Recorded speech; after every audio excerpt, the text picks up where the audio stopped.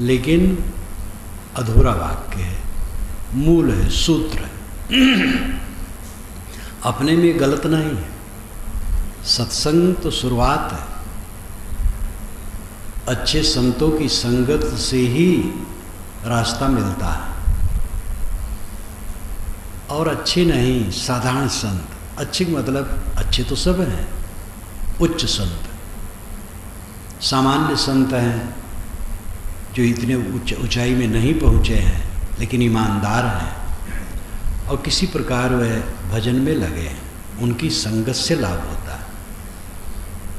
और एक मत की बात नहीं, किसी मत के संत हो जिनमें वैराग्य है, संयम है, त्याग है, सदाचार है और अनुराग है, अपने अनुसार सगुण उपासना करते हैं, निर्गुण उपासना करते हैं, कुछ भी करते हैं, लेकिन दुनियादारी की झंझट से उपराम होकर परमार्थ परायण हैं, पढ़े लिखे नहीं, ज़्यादा बोल नहीं सकते, ज़्यादा अध्यात्म की ऊंचाई में नहीं हैं, लेकिन उनका साधुवेश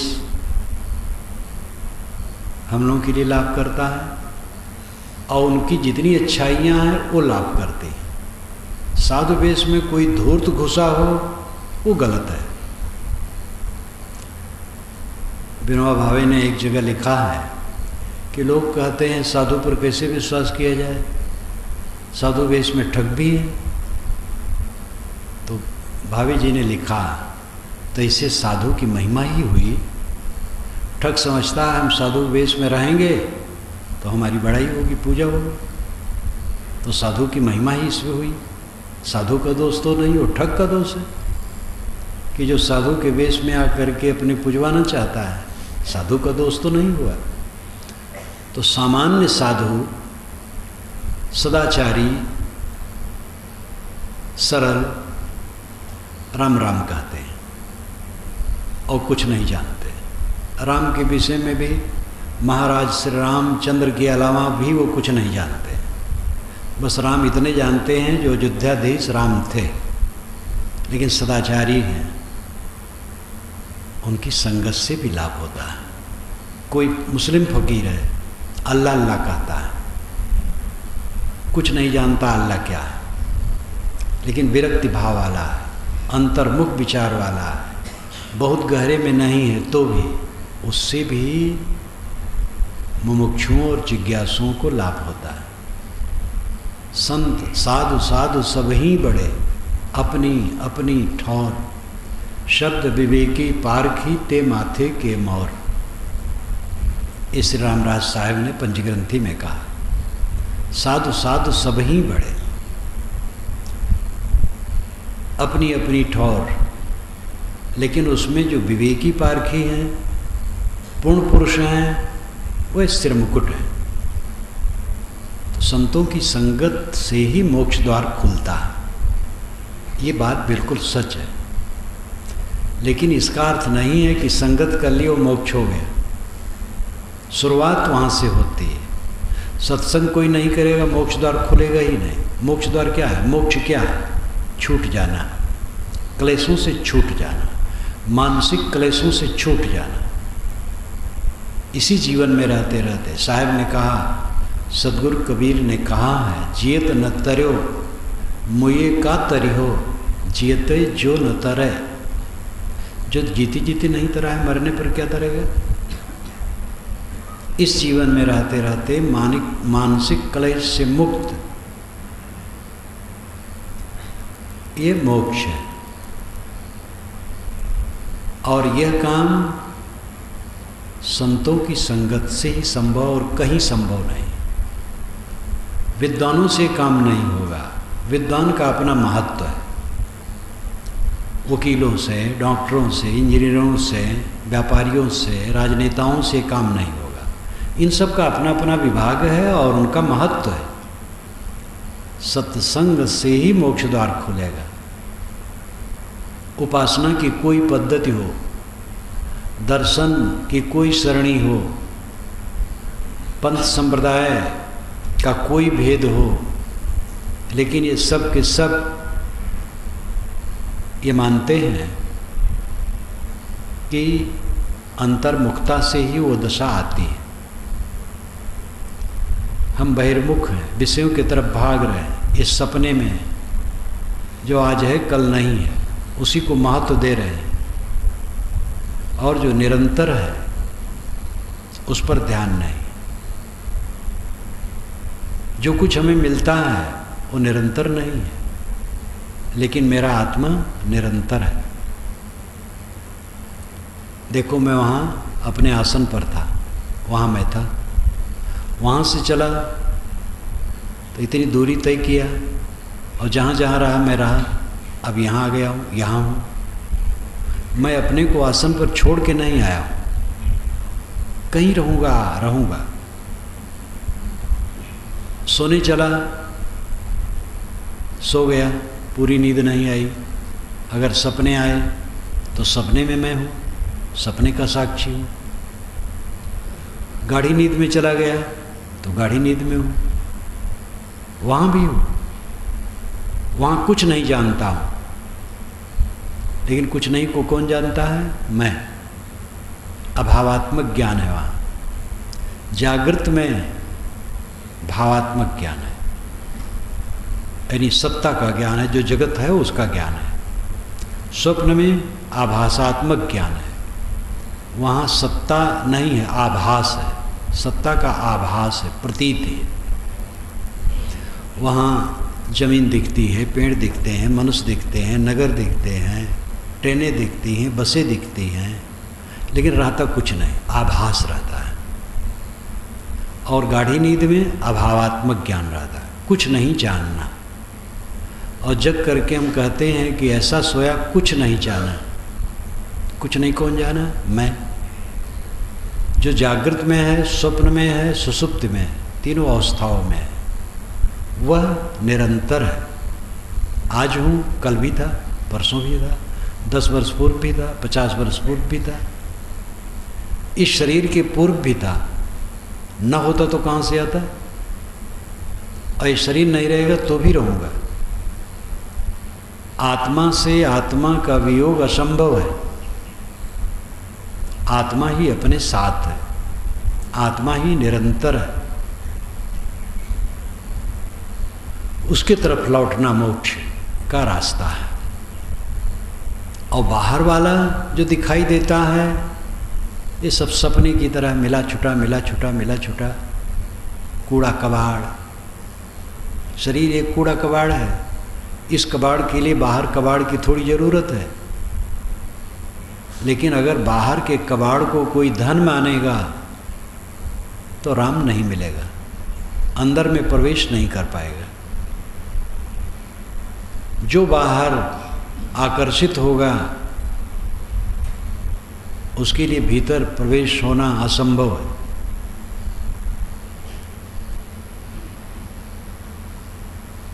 भीतर प्रविष्ट होने के लिए बाहर फीका होना चाहिए। बिना बाहर फीका हुए काम न बनेगा। कबीर साहब की वाणी में वैराग क्यों है? इसीलिए प्रबल वैराग्य उनकी वाणी में, एकदम हथौड़ा उनका। झूठे सुख को सुख है, मानत है मनमोद। जगत चबैना काल का, कुछ मुख में कुछ गोद।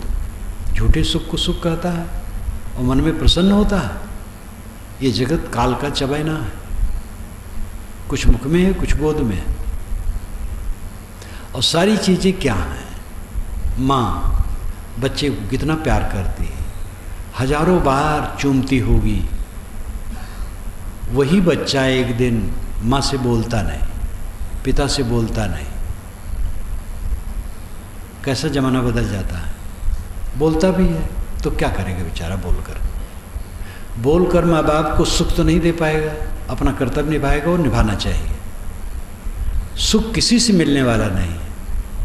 पत्नी, बच्चे, पति, पुत्र, पिता सब लोग अनुकूल हों तो लौकिक सुख मिलेगा, आध्यात्मिक सुख नहीं मिलेगा। आध्यात्मिक सुख तो अंतर्मुख होने से मिलेगा, लौकिक सुख क्षणिक है। मोक्ष इसी जीवन में कलह रहित मन हो जाना। कोई कलह नहीं, कोई प्रतिक्रिया नहीं, विश्राम, पूर्ण शांत, ये मोक्ष है। और सत्संग इसका द्वार है, सत्संग के बिना संभव नहीं। इसलिए सत्संग से मोक्ष होता है, ये बात सच है, किंतु इसमें और व्याख्या की आवश्यकता है।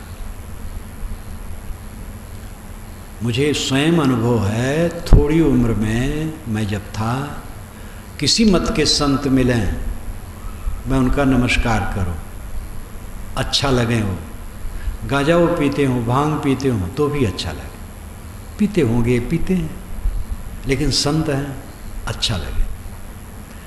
देखो जाके पास बैठ जाऊं, उनकी बोली बानी सुनो, अच्छा लगे। ये संतों को देख देख कर जो मन में प्रसन्नता हुई, मुझे संस्कार जगा, वो लाभ में जानता हूँ, खुद अनुभव की बात कहता हूँ। और सब संत पहुँचे हुए तो नहीं मिलते थे, पहुँचे हुए तो कभी मिलते हैं। एक बूढ़े ने कहा था मेरी भक्ति देखकर, बच्चा तुम अपने दरवाजे पर दाना फैलाते हो तो पक्षी आके चुगते हैं, और पक्षी बताएंगे तो कभी हंस आ जाएगा, हंस को बताएंगे कि उसके दरवाजे पर चारा चुगाया जाता है तो कभी हंस आ जाएगा। ये बात कभी भूल नहीं सकती। एक गजेड़ी संत को 15 दिन मैंने उनकी सेवा की थी। गजेड़ी थे, शैव थे, राख लगाते थे, पढ़े नहीं थे, लेकिन निष्काम थे, कानपुर के थे, बड़े अच्छे थे, दातून तक नहीं करते थे, दांत उनके वैसे रहते थे, पता नहीं एक बार नहा धो लेते थे, दातून का कैसे कैसे वो साफ सफाई नहीं, ज्ञान की बात कुछ नहीं कह सकते थे बेचारे।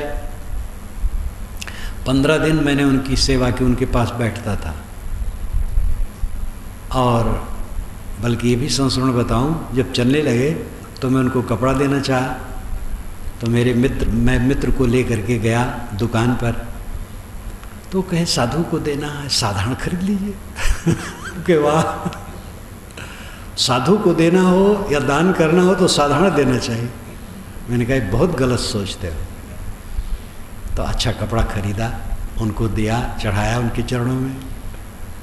तो ये संत किसी मत के हो, किसी स्तर के हो, धूर्त बदमाश को मैं नहीं कहता, संत हो, उत्तम मध्यम कनिष्ठ, उनके दर्शन से, संगत से बड़ा लाभ है। और भक्ति करनी चाहिए उनके, धीरे धीरे फिर हंस मिल जाएगा। मुझे हंस मिले।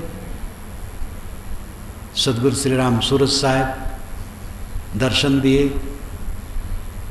एक जगह दर्शन उनके हुए, फिर मैंने कहा गुरुजी हमारे यहाँ भी आइए, और एक सप्ताह के बाद आए। श्री विमल साहब यहीं बैठे हैं, ये साथ में आए थे, और फिर जुड़ गया तो मुझे हंस मिले। इसलिए ये बात सच है कि सत्संग मोक्ष का द्वार है, सत्संग से मोक्ष होता है। लेकिन ये सूत्र है, इसकी व्याख्या चाहिए। संत ऐसे मिले जो स्वरूप बोधवान हो, अपरोक्ष बोध वाले हो, परोक्ष नहीं। परोक्ष भी ठीक है, पहले किसी भगवान में लगाए, किसी में लगाए तो कुछ तो कहने लगे, रामा गाती बाबक नती,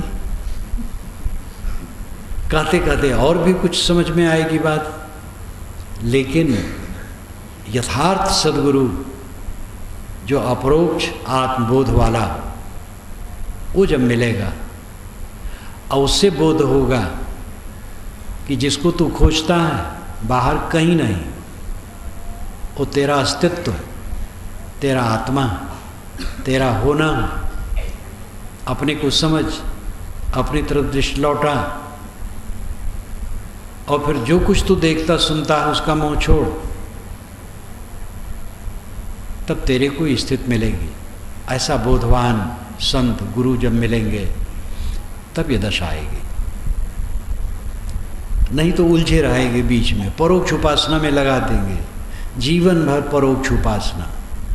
एक वृद्ध भक्त यहाँ आए, चुनार के, आते रहते थे, शायद अब वो नहीं है। उन्होंने कहा महाराज मूर्ति पूजा एक सीढ़ी है। हम कहे मैं भी मानता हूँ, लेकिन अगर सीढ़ी पर कोई ज़िंदगी भर बैठा रहे तो सीढ़ी तो नहीं हुई, छत पर पहुंचा ही नहीं। जीवन भर पूछता रहा, आत्मदेव को नहीं समझा। मूर्त पूजा ही नहीं, नमाज और अनेक प्रकार की उपासनाएं सब किसी न किसी प्रकार हितकर है, लेकिन आत्मबोध की जरूरत है। आगे बढ़ना चाहिए। आगे नहीं बढ़ेंगे, वहीं बैठे रहेंगे तो काम नहीं बनेगा। जब आप लोगों के सामने ये निवेदन किया जाता है कि संत जन जिनको स्वरूप ज्ञान है विरक्त होके यहाँ आ गए और सदाचार में ही रुक गए, सदाचार है उनके जीवन में, झूठ नहीं बोलते हैं, चोरी नहीं करते हैं, काम भोग नहीं है, कोई लोभ लालच नहीं, कोई संग्रह नहीं है, सदाचारी हैं, सद्गुण संपन्न हैं, लेकिन इतने में संतोष मान लिए तो अंतिम काम नहीं होगा। इसकी जरूरत है, लेकिन ऐसी अवस्था में पहुंचना है जहां सारे संस्कारों का क्षय हो, सारे मोह का अंत हो, जो कुछ हमारे चारों तरफ है कुछ नहीं है। जब ये हरदम दिखेगा तब वो कृतार्थ होगा। कभी भी शरीर छूट जाए कुछ हर्ज नहीं है, कुछ है ही नहीं मेरा, जो कुछ मुझे मिला कुछ सच नहीं है, सब झूठ। ये जब हकीकत में आता है तब आदमी कुछ करने लायक नहीं रहता है, और जब करने लायक है तो ये सत्य दिखाई ही नहीं देता है। अभी मौत का समय आ जाए तब आदमी अगर समझदार तो फड़फड़ाएगा, लेकिन कुछ नहीं कर सकता है। अभी कर सकता है, अभी वो समझे कि जो कुछ मिला है सब झूठ है, ये कुछ सच नहीं है। एक झूठ हुआ है जो तीनों काल में नहीं है, एक झूठ हुआ है जो अभी है लेकिन रहेगा नहीं। आकाश का फूल तीनों काल में नहीं, खरगोश के सींग तीनों काल में नहीं, बंध्या का पुत्र तीनों काल में नहीं, कमठ की पीठ पर रोम तीनों काल में नहीं। लेकिन हमें शरीर और जो कुछ प्राप्त है ये अभी तो हैं, परंतु ये भी नहीं रहेंगे, इसलिए झूठ है। ये समझ में आता है जब ये चित्त में चरितार्थ हो, सब समय उसी तरह रहे जैसे आग दहकती हो, एकदम दहकती हो, ऐसे चित्त में ये ज्ञान निरंतर दहकता, तब मोक्ष है। हर समय मुक्त ही है वो। तो जब सद्गुण सदाचार में संतोष कर लेने वाले बीच में ही रुक गए, तब जो लगे हैं साधारण कर्म कांड में बेचारे कहाँ पहुँचेंगे? कुछ भी करो वहाँ पहुँच जाओगे, ये तो झूठी दिलासा है। हाँ, कुछ भी करता हो वो आगे बढ़े। इसके लिए उदाहरण मैं दिया करता हूँ। यहाँ से दिल्ली जाना है तो हम अपनी पगडंडी पकड़ करके इलाहाबाद स्टेशन जाएंगे, लेकिन जो सलेम सराय से दक्षिण है वे अपनी पगडंडी पकड़ करके जाएंगे, और जो इलाहाबाद स्टेशन से पूर्व है और उत्तर है वे अपना अपना रास्ता पकड़ के आएंगे। हम हट करें कि इलाहाबाद स्टेशन जाना है तो हमारे पास आओ गंगा किनारे और यहाँ से चलो, तो बेकार है। लेकिन इलाहाबाद स्टेशन पहुँचना जरूरी है, वहीं ट्रेन मिलेगी जो दिल्ली पहुँचेगी। तो किसी पूजा में है, किसी मान्यता में है, किसी विश्वास में है, ठीक है वो चलें, लेकिन ऐसी जगह पहुँचें जहाँ से मोक्ष सुगम है। वह है स्वरूप ज्ञान, स्वरूप शोधन और स्वरूप स्थित। स्वरूप और आत्मा एक ही अर्थ है। स्वरूप, स्व नाम खुद, रूप नाम पदार्थ, खुद का पदार्थ, खुद का पदार्थ आत्मा है। इसका बोध हो, मैं देह नहीं हूँ, प्राण नहीं हूँ, मन नहीं हूँ, बुद्धि नहीं हूँ, अहंकार नहीं हूँ, मेरा कुछ नहीं, मैं शुद्ध बुद्ध निर्मल हूँ। जगत मेरे में है ही नहीं, तीनों काल में जगत नहीं है। जिसको लेकर के मैं हर शोक में डूबा हूँ वो है ही नहीं, ये बोध हो और इस पर शोध हो, यानी चिंतन मनन हो और फिर इसी में विश्राम हो, बस मुक्त है वो, कभी भी मुक्त है। ये किसी संप्रदाय की वस्तु नहीं है, आपका अस्तित्व है। अपने अस्तित्व को समझें और जो आपसे अलग है उसका मोह छोड़ें, अपने अस्तित्व में स्थित हों। ये कोई संप्रदाय की चीज़ नहीं है। कबीर साहब संप्रदाय की वस्तु नहीं कहते हैं, सत्य तत्व कहते हैं। और यही बात ऋषियों ने भी कहा। उपनिषद के ऋषियों ने क्या कहा? वेद में कर्म कांड है, लेकिन वेद में जहाँ ज्ञान का विषय है हीरे मोती की तरह है यद्यपि बहुत कम, लेकिन जो है उतना इतना बढ़िया है कि क्या पूछना। वेद की अपनी महिमा ऐसी है कि ऋग्वेद में उषा का जो वर्णन है वैसा साहित्यिक, वैसा लालित्य, वैसा प्रभावशाली पूरे धरती तल पर उस जमाने में, उसके पहले या उसके बहुत पीछे तक भी कोई पुस्तक नहीं है जो वैसा बढ़िया वर्णन हो। वेद जो चारों वेद हैं, वैदिक काल से लेके और पीछे तक भी पूरी पृथ्वी पर वैसी रचना कहीं है ही नहीं। जब मैंने the secret books of the east का 50 खंड देखा, सब पढ़ तो नहीं पाया, 50 खंड उसके हैं, इंग्लिश में है। कोई अभी हिम्मत नहीं किया कि हिंदी में अनुवाद करे और कोई प्रकाशक प्रकाशित करे। मैक्स मुलर का संपादित है। उलट पढ़ करके देखा तो प्राचीन काल के ग्रंथों में उपनिषद का जोड़ा कहीं है ही नहीं, और उपनिषद का जो अपरोक्ष बोध है वो वही है। स्वरूप अहम ब्रह्मास्मि, मैं ब्रह्म हूँ, तत्त्वमस वही तू है, अयम आत्मा ब्रह्म, आत्मानं चेत विजानीयात् अयमस्म्युत पुरुषः किमिच्छन्ने कस्य कामाय शरीर मन संजरेत। जो समझ लिया यह आत्मा ही परम पुरुष है, वो किस इच्छा से, किस कामना से शरीर के पीछे चल करके जन्म मरण का बुखार चढ़ाए रखेगा अपने ऊपर। इसमें और आपके पारक सिद्धांत में क्या फर्क है? सत्य बोध वेद में आता है, अक्षर पर सभी देवता स्थिर हैं। तो यास्क मुनि कहते हैं, यास्क मुनि आज से 2800 वर्ष पूर्व हुए, उनका वेद का निरुक्त है। तो कहते हैं, शाकपूर्ण ऋषि कहते हैं निरुक्तकार कि वो अक्षर ओम है, लेकिन उनके पुत्र कहते हैं नहीं वो आदित्य है।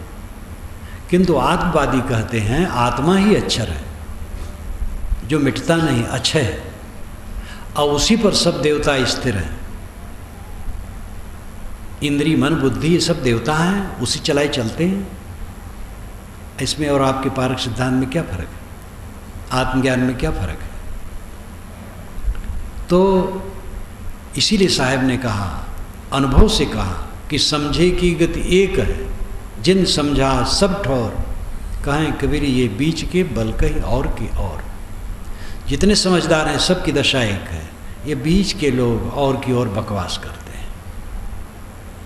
तो विविध मतों के विश्वास, उपासना पद्धतियाँ, उनके खंडन की जरूरत नहीं है, ठीक है, लेकिन वे उदार हो करके आत्मज्ञानी पुरुष की शरण में जाएं, उनसे अपने आत्मा को पहचानें और आत्मशोधन करें, आत्मशांति लें, तब वो दशा आएगी। तो सत्संग मोक्ष द्वार है, सत्संग से मोक्ष होता है, ये सूत्र है और सूत्र सच है, लेकिन इसकी और व्याख्या है। सत्संग हो, फिर स्वरूप बोधवान संत हो जो समझा सकें, बोध दे सकें। स्वामी शंकराचार्य ने भी विवेक चूड़ामणि में कहा है कि जो देशिक हो, देशिक का मतलब देश वाला, और देशिक का मतलब उपदेश करने में निपुण, और साथ साथ वो संत हो, सत में स्थित हो, और उसके साथ साथ उदार हो। तैत्तिरीय उपनिषद में आता है आचार्य गुरु कैसे होना चाहिए? अलूक्षा धर्म कामस्यु, अलुक्षा हो और धर्म कामी हो। अलुक्षा नाम अरूखा, स्निग्ध, मैंने रूखा न हो, स्निग्ध हो, माँ हृदय हो, कोमल हो, और धर्म की कामना रखता हो कि लोगों में धर्म का प्रचार हो। ऐसे गुरु की शरण में जाओ। तो गुरु साहब कहते हैं कि काहीं कबीर जो अब की बूझे सोई गुरु हम चेला, इससे अधिक और क्या हो सकता कोई माँ हृदय। अपनी चेला बनाने के तैयार है साहब, कोई समझ ले तो बोधवान हो गुरु, उसमें स्थित हो और वो व्याख्या करके बता सके, ऐसे गुरु की शरण की जरूरत है। उसके साहचर्य में रह करके फिर कल्याण होगा। अपना मन दे तो न देगा। बड़े बड़े संत पुरुष हुए हैं, उनके साथ में रहने वाले कुछ लोग उनको नहीं समझ पाए हैं, तो ऐसे के लिए तो क्या कहा जाए। लेकिन जो समझेगा वो लाभ लेगा, सदैव लाभ लेने वाले रहे हैं। ध्यान की महती आवश्यकता है। प्रश्नकर्ता ने कहा आप ध्यान बताते हो, ध्यान कराते हैं, कितने लोग कहते सत्संग करो बेड़ा पार हो जाएगा, तो वो समझते नहीं। सत्संग जरूरी है लेकिन ध्यान की महती आवश्यकता है। ध्यान ही में तो अंतिम पूर्णता है। ध्यान का असली स्वरूप है स्वरूप स्मरण और स्वरूप शांत। पहले तो स्वरूप स्मरण, अपने स्वरूप को समझना, मैं अजर अमर अखंड शुद्ध बुद्ध निर्मल अकेला अद्वितीय केवल हूँ। इस भावाकार वृत्त में खूब मन को मांझना और फिर कुछ न सोचना, बस कुछ न सोचा, अपने आप शांत है। तो ये ध्यान है। लेकिन सत्संग तो द्वार है ही।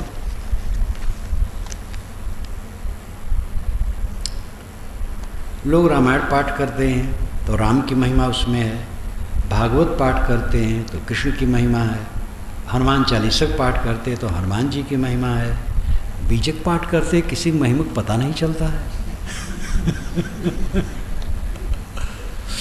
यही तो असलियत है, किसी की महिमा का पता न चले, सत्य का उद्घाटन, वही असलियत है। महिमा तो महिमा करके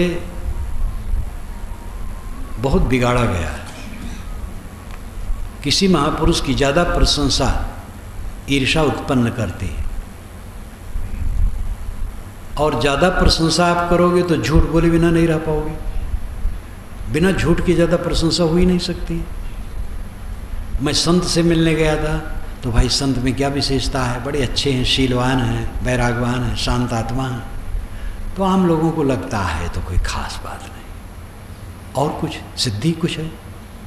अगर कहो अरे बाबा तो ऐसे हैं, हमारे लड़के का आँख नहीं थी, उन्होंने आशीर्वाद दे दिया, आँख आ गई। अमुक आदमी को पुत्र नहीं था, उन्होंने आशीर्वाद दिया, पुत्र हो गया। और फिर ये सब कहो तो हाँ महात्मा बड़े, क्योंकि इसी का प्रचार धार्मिकों ने ज़्यादा किया। 2 नंबर का प्रचार धार्मिकों ने खूब किया। चमत्कार जितना है 2 नंबर का, जालसाजी, और इसमें धर्म का विनाश हुआ है, सत्य का लोप हुआ है, कर्तव्य निष्ठा छूटी है, आदमी की आदमियत खत्म हुई है, मनुष्य की मनुष्यता खत्म हुई है, काल्पनिक देवता बड़ा हुआ और यथार्थ मनुष्य तुच्छ हो गया। एक मिट्टी की पिंडी के सामने एक सचैतन्य मनुष्य रो रहा है, गिड़गिड़ा रहा है, महाराज पुत्र दो, धन दो। सोच नहीं रहा, जो मिट्टी की पिंडी अपने ऊपर बैठी मक्खी नहीं हाँक सकती है, उसके सामने वह गिड़गिड़ा रहा है जो चैतन्य है। क्या ये कोई भक्ति है? ये कोई समझ नहीं। ऋषियों ने ऐसा नहीं कहा, उत्तिष्ठत जागृत पराबरानि बोधत, उठो जागो, महान पुरुष के पास जाओ, बोध प्राप्त करो। कर बहियाँ बला अपनी छाड़ वीरानी आस, जाके आंगन नदिया बहे सो कसमरे पियास। साहब कहते हैं धार्मिकों ने मनुष्य की मनुष्यता को मर्दित कर दिया, रगड़ दिया। हम तुच्छ, हम जीव तुच्छ, किंचज्ञ हैं, अल्पज्ञ हैं, हीन है, दीन है। ज्ञान का सागर ईश्वर है, हम तो तुच्छ हैं। ईश्वर ने कभी आके कहा कि मैं ज्ञान का सागर हूं, तुम लोग तुच्छ हो? वेदों को किसने बनाया है? दुनिया के समस्त शास्त्रों की रचना किसने की है? ज्ञान विज्ञान का विकास किसने किया है? सारे यंत्रों का विकास किसने किया है? जहाँ तक ज्ञान विज्ञान है किसी क्षेत्र का, चाहे वो नाचना गाना हो, कला हो, जो भी हो, किसने किया है? मनुष्य ने किया है। और मनुष्य को कहा जाता है वो तुच्छ है। ईश्वर भी कल्पना मनुष्य ने की है, ईश्वर की कल्पना मनुष्य ने की है। सारे देवताओं का सृजन मनुष्य ने किया है। सारे ज्ञान विज्ञान का स्रोत मनुष्य है, और मनुष्य को कहा जाता है तुच्छ है। और जो मनुष्य की कल्पना का विषय है उसको कहा जाता है वो ज्ञान का आधार है। कितना उल्टा है, कितनी आत्महत्या है। उपनिषद के ऋषियों को ये पसंद नहीं था। वे कहते हैं जो कहता है देवता अलग है मैं अलग हूँ, वो देवताओं का पशु है। जैसे एक एक आदमी के पास कई गायें हैं और उससे उसका पोषण होता है। उपनिषद काल में गायें धन थी, तो इसलिए उदाहरण देते हैं एक एक आदमी के पास बहुत गायें हैं और उन गायों से उसको जीवन गुजर में लाभ होता है उसके धन से। एक गाय भी उसके हाथ से निकल जाए तो उसको बड़ा कष्ट होता है। ऐसे बहुत से मनुष्य एक एक देवता की उपासना करते हैं। कोई मनुष्य अगर ये कहे मैं ब्रह्म हूँ तो देवता खुश थोड़े होंगे। ये ऋषि ने मजाक किया है देवता मानने वालों का, कि देवता कभी नहीं चाहेंगे कि आदमी ये समझे कि मैं ब्रह्म हूँ। वो तो चाहेंगे ये पशु बने रहें हमारे। धार्मिक लोगों ने आदमी को पशु बनाने का काफ़ी काम किया है। तुम तुच्छ हो, तुम हीन हो, तुम कर ही क्या सकते हो? जो भगवान करेगा वही होगा। तो भगवान किसी के लड़के को जवानी में मार देता है, किसी को सर्वांग संपन्न को लकवा कर देता है, किसी को कोढ़ी बना देता है, किसी को झोपड़ी में जन्म देता है, किसी को महल में जन्म देता है। ये अंधेर खाता भगवान क्यों कर रहा है? भगवान का दोष नहीं, भगवान नियम है, विश्वव्यापी नियम ईश्वर है। और वो कंप्यूटर की तरह है, जो आप करो वैसे उपस्थित कर देगा। जो कुछ हमारे जीवन में घट रहा है हमारे कर्मों का फल है। इसको समझना जरूरी है। सारा दारोमदार आपकी उपलब्धियों के लिए आपका जीवन है। जो कुछ आप कर रहे हैं वही भर रहे हैं। कर्म को देखो, सुधारो, संभालो अपने को, यही वास्तविकता है। इसलिए ईश्वर की महिमा, व्यक्ति की महिमा, किसी देवता की महिमा और किसी संत पुरुष की भी महिमा बेतहासा, ये सब विकार पैदा करने के अलावा कुछ नहीं। कबीर वाणी में ऐसी महिमा नहीं मिलेगी। संत महिमा गुरु महिमा है, लेकिन विवेक पूर्वक। अंततः कल्याण होगा जब उनकी बात मानो, आचरण करो तब। तो बीजक में किसी की महिमा नहीं है, आत्मज्ञान की महिमा है, कर्म सिद्धांत की महिमा है, सदाचार की महिमा है, वैज्ञानिक दृष्टिकोण की महिमा है, कारण कार्य व्यवस्था की महिमा है। बीजक पाठ करने से बारंबार ऐसे विचार प्रवण वचन दिमाग में आएंगे तो दिमाग में उसकी रेखा बनेगी, हम अपने को संभालेंगे, समझेंगे। साहब कहते जागत नींद न कीजिए, जागते रहो नींद न करो। कर बहियाँ बला अपनी छाड़ बिरानी आस, अपने बाहुबल का भरोसा करो, दूसरे का आशा छोड़ दो। हर जगह उपदेश करते हैं मानव को उठाने के लिए। इसलिए बीजक का पाठफल ये होगा कि आपका वैज्ञानिक दृष्टिकोण होगा और विचार प्रवण आप बनेंगे, मानवतावादी बनेंगे वे कहते हैं जात पात कुछ नहीं।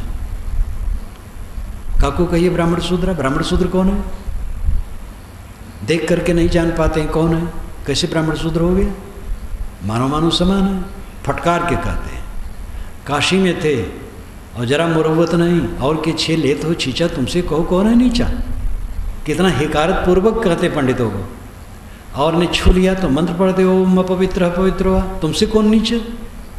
ये मामूली बात है ऐसा कहना। कोई डरते नहीं है, कोई मानवता को उठाना चाहते हैं।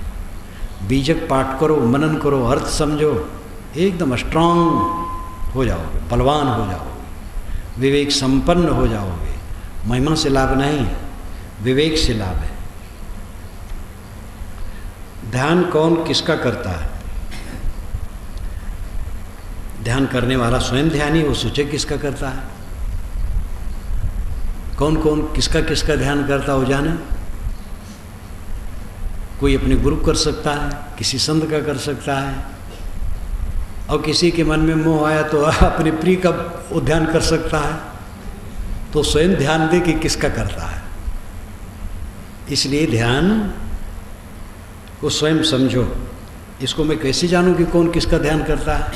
हाँ, ये पूछो ध्यान किसका करना चाहिए, तो बताता हूँ कि आपको किसी निर्मल संत पुरुष में श्रद्धा है, उसका ध्यान करके मन ठहरा सकते हैं। आंखें बंद करो और बंद आँखों में जो दिखाई दे अंधकार प्रकाश, उसको एक खूंटा मान लो, उसी में मन को अटकाओ, इधर उधर न भागे। सांस आती जाती है, सांस पर मन ठहराओ। बिंदु की कल्पना कोई कर लिया, बिंदु में मन ठहरा रहा है। कोई शब्द सुन रहा है, तो अपने अपने विचार हैं। अंतिम ध्यान है कुछ न सोचना, शाम कुछ न सोचना, एकदम स्टार्ट। लेकिन ये कठिन है, तुरंत नहीं होगा। इसलिए अपने मन को किसी शुभ खूंटे में बांधना है। जो आपको प्रिय हो उसमें अपने मन को रोकें।